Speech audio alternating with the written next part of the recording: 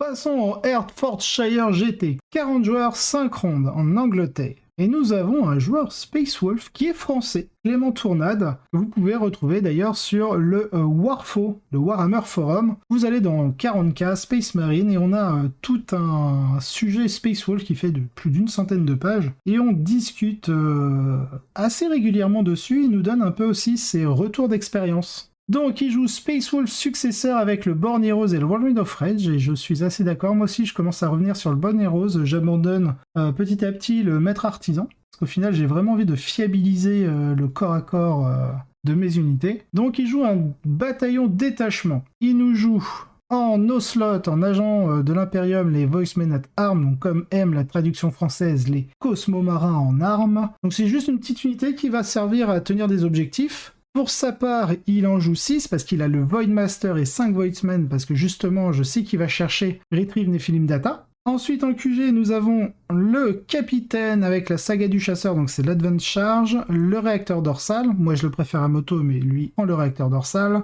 Il garde le Ball Gun, il lui met le trait Rite of War en Space Marine, en relique, il lui met l'armure de Russ, et en arme de corps à corps, il lui met le Thunder Hammer. Ensuite, nous avons le Librarian avec le Murderous Hurricane, donc ça c'est le Fight Last, le Stormcaller.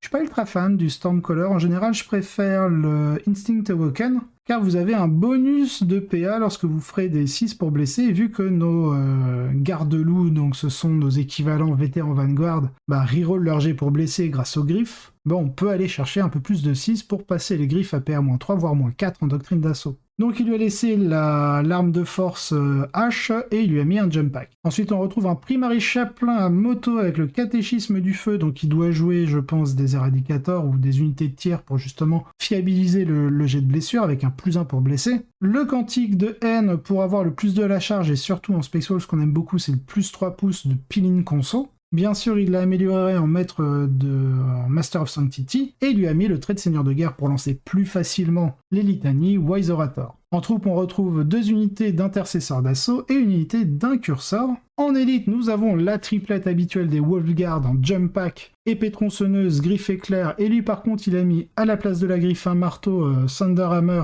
sur le sergent, ce qu'on appelle le pack leader en Space Wolf. Et oui, on est tellement indépendant qu'on change les noms. On est tellement indépendant qu'on paye 1 point de trop notre jump pack par rapport aux vétérans Vanguard. Ensuite, nous retrouvons 2 unités de Wolfen avec... Il me semble qu'il les équipe pas comme moi, ouais c'est ça. Il les équipe avec 3 marteaux tonnerre et 2 boucliers tempête, et le reste en griffe de givre Wolfen, pour justement avoir un mix entre la saturation et les dégâts lourds des marteaux. En attaque rapide, nous retrouvons 2 Cyberwolf, qui sont très intéressants en Space Wolf, que ce soit pour garder un objectif, pour justement créer un écran contre les frappes en profondeur, mais surtout, vu qu'ils sont Adeptus Astartes, ils vont pouvoir justement valider l'objectif secondaire Space Wolf qui est Fierté du guerrier, qui fait qu'à la fin de notre tour, on va marquer 3 points de victoire si on a réussi à charger avec 2 unités, ou alors que l'on a 2 unités à portée d'engagement. Donc très intéressant, pour seulement 15 points, valider des points de victoire sur un secondaire ou pour le compléter, c'est toujours très bon à prendre. En soutien, il joue une unité de 3 éradicateurs avec les fusils lourds. Donc les fusils lourds, c'est ceux qui sont en dégâts D6 plus de natifs. Et à mi-portée, on passe en D6 plus 4. Bien entendu, il met le 3e en multi-melta. Comme ça, lui, il tire 4 fois, alors que s'il était avec le fusil lourd, il n'aurait que 2 tirs. Donc même si on enlève le D6 plus de natif, on passe en dégâts D6, ça reste toujours très intéressant d'améliorer le volume de tir. Ensuite, il nous joue 2 unités de longue fang avec 2 multifuseurs et 2 grave cannon. Donc ça, c'est pareil, c'est une combinaison qu'on voit très régulièrement dans les chapitres Space Marine qui jouent le drop pod, avec bien entendu un chérubin à chaque fois. Du côté Dark Angel, on a un joueur Ravenwing. Donc lui, il joue un détachement Outrider. En Ocelot, nous avons le Ravenwing Apothecary, qu'il upgrade en maître apothicaire, le Selfless Healer, pour pouvoir justement ranimer les copains. Il a pris un Ravenwing Champion avec le trait de Seigneur de Guerre Rite of War pour gagner le Super OP. En QG, donc, nous avons le Ravenwing Talon Master avec le Brilliant Stratégiste et l'Arbiter Gaze en relique. On a Samael sur son jetbike. Ensuite, en élite, on a une, deux... Ouais, on a 9, 10... Alors on a une première unité de 10 Ravenwing Black Knight. Je crois qu'on a 2 unités de 10, ouais c'est ça. Donc on a 2 unités de 10 Raven Black Knight, full marteau Curvus parce que c'est devenu gratuit. En attaque rapide, nous avons une unité de Bike Squad. Ensuite, on a 2 Ravenwing Landspeeder Vengeance et 3 Storm Speeder Thunderstrike.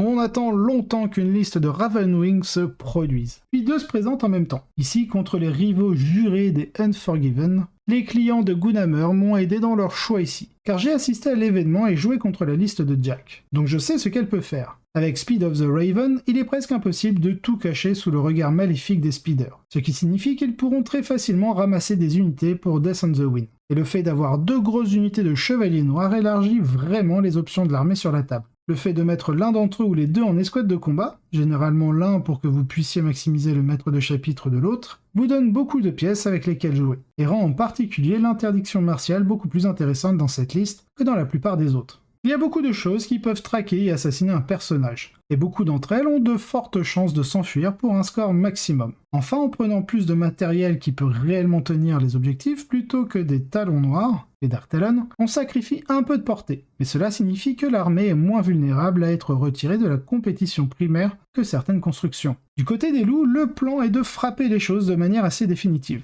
Les Wolfen avec Whirlwind sont des tueurs exceptionnellement mortels, et les Ravenwing ont une cible idéale pour eux. Je rajouterai que, avec les Wolfen et la combinaison du trait Born Heroes, grâce à notre stratagème sans s'aiguiser, en fait on peut avoir des Wolfen qui touchent à 2+. Et vu qu'on a accès à aucune relance de touche avec les Wolfen, c'est bien appréciable de pouvoir toucher à 2+, quand on tape avec des marteaux. Et les Ravenwing sont une cible idéale pour eux. Tous les corps juteux de 3 points de vie prêts à être martelés. La carte de cette mission avait une bonne position pour les charges sur l'objectif du milieu. Donc, les Dark Angels ne seront jamais en sécurité pour y placer une unité de valeur tant que les Space Wolves n'auront pas été fortement épuisés. Et il va y avoir pas mal de jeux du chat et de la souris. La garde des loups et les longs crocs se sentent un peu moins bien que d'habitude dans ce jeu. La garde des loups n'aime pas le fait qu'il n'y ait rien en dessous d'endurance 5, bien qu'il puisse utiliser Savage Strike pour atténuer cela. Savage Strike, c'est un stratagème qui permet de donner un +1 pour blesser quand on a chargé. Les sauvegardes invulnérables de 5+, contre les tirs, plus l'accès à 8 Speed Focus pour le renforcer sur une cible clé, sont aussi gênants pour les longs crocs. Il y a aussi le problème que la Ravenwing peut naviguer un peu plus sur les secondaires et tenir les objectifs au milieu du tableau n'est pas très sûr pour les deux armées.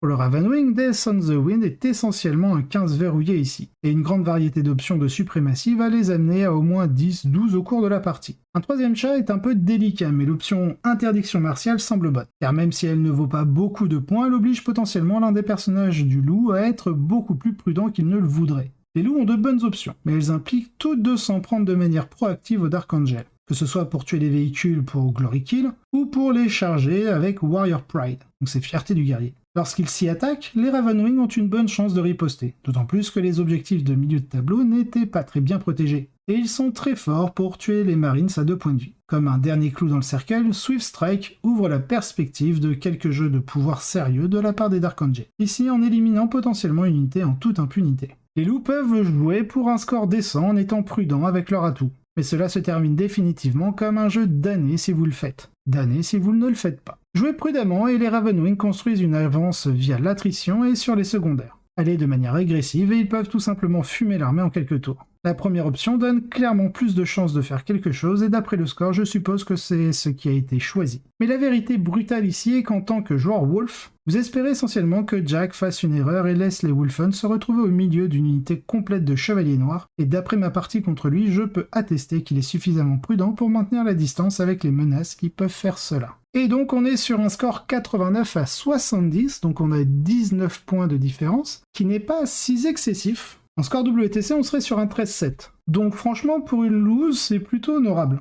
Donc Jack Downing, Dark Angel première place. Allez vite, tirer sur des choses, faire dire à Greg Hell yes sur nos canaux de planification lorsque j'annonce que les Dark Angels ont gagné un événement. C'est tout bon et bien joué Jack. Ouais, c'est un Dark Angel, normalement c'est Space Wolf qui gagne. Quoi? C'est mon côté Space Wolf qui ressort? Non, c'est faux. Bon, dans le reste du best, en deuxième place, nous avons Ben Jones en Inari. Troisième place, donc nous retrouvons Clément Tournade, notre joueur français en Space Wolf ici. Quatrième place, nous avons Stuart McIntyre, ou Tyr, en Death Guard, en Terminus Est. Ça, c'est assez Je le souligne en tout cas parce que c'est assez rare. 5e place, nous avons Lee Jones en Creation of Bill.